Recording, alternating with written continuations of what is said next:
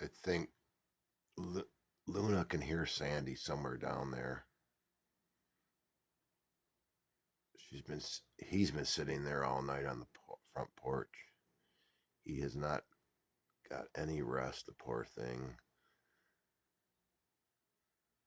See, he keeps looking down.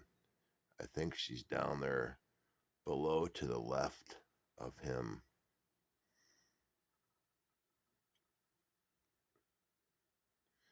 I know the other cam hasn't found her yet, but she's down there in that thick stuff in the pines.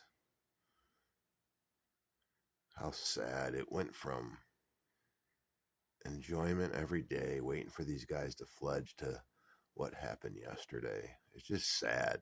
I know they're eagles and they're supposed to leave the nest, but not like this. Sad.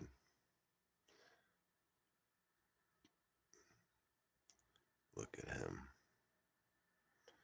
Poor thing, man. He's been sitting there all night. Anyways, hope everything turns out okay.